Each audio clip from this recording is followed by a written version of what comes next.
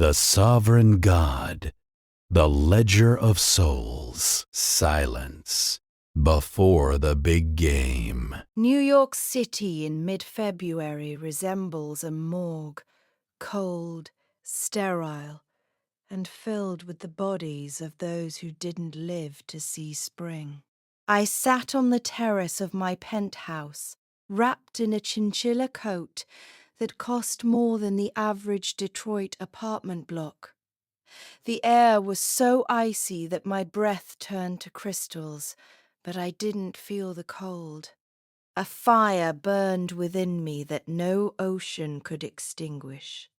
On my knee lay the package, that very same one, the original copy of Jeffrey's Black Book, uncut, without torn pages, without censorship from the Secret Services.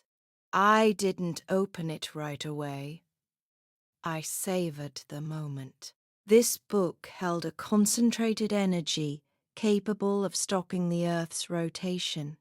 It contained the names of those who preach moral sermons to us every Sunday and those who press the buttons on the nuclear briefcases. People think knowledge is power. Fools. Knowledge is radiation.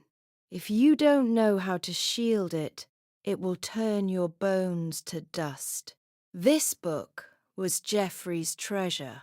For me, it was just a lever, and a lever only works when there's a fulcrum. Invitation to the Hall of Mirrors. My phone, a secure line, untraceable even from Langley, beeped briefly. The message was brief. The library is open. Midnight. Room 0. This meant that the Committee of 13, the true overseers of the American debt, were inviting me for an audience. They realized I hadn't simply survived Epstein, but had absorbed his influence. Now I was either a new partner or their greatest threat since the fall of the Berlin Wall. I arrived at a building that had no name. It stood in the heart of the financial district, yet no tourist had seen it. The architecture of anonymity. The architect was waiting for me inside, the same man from New Jersey, but now he wasn't wearing a suit, but a simple cashmere sweater. He looked like a grandfather reading stories to his grandchildren, if those grandchildren weren't presidents of multinational corporations.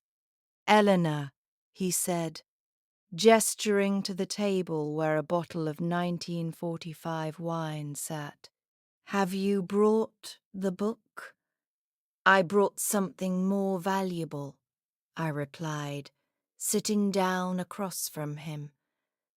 "I brought an understanding of why you allowed Jeffrey to go so far. You didn't just use his services, you used him as a trash can for your own sins.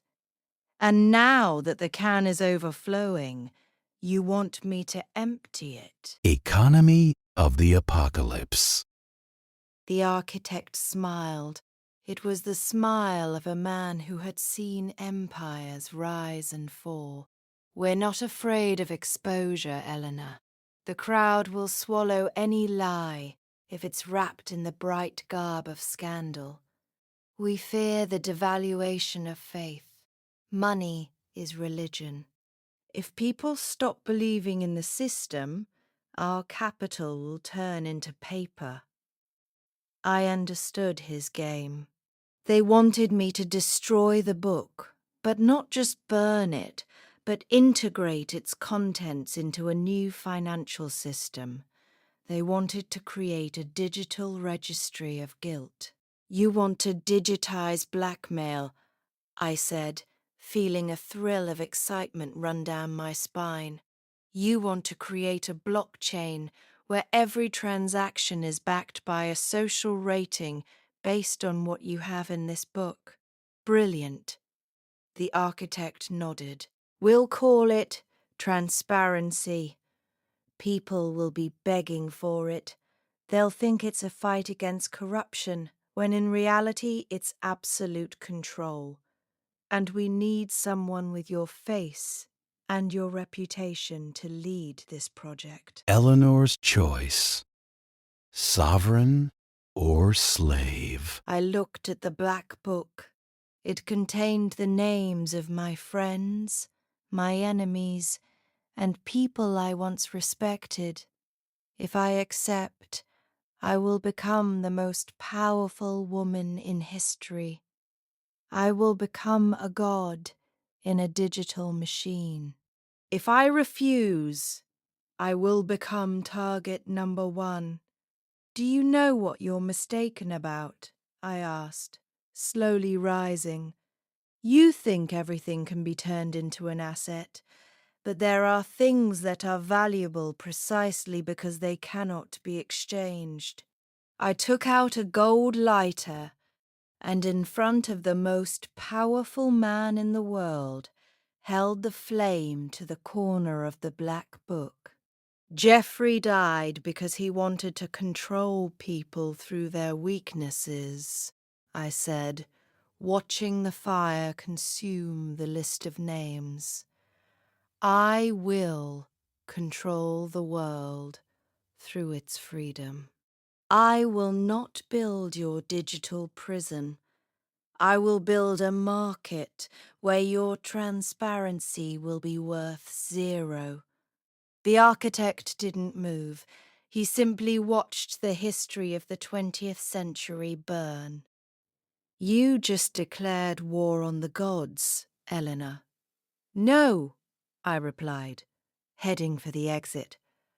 I simply audited your Olympus. And you know what? You're bankrupt. I stepped outside. It was snowing.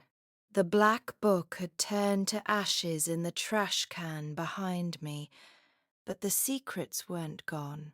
They remained in my head. And now I was the only person who knew the truth without physical evidence. That made me invulnerable, because you can't steal what you can't touch. I got into the car and looked at the driver. We're going to the airport. Where are we going, Miss Vance? To Nevis, I smiled. It's time to build a new world, and in that world, the gods will pay taxes to me.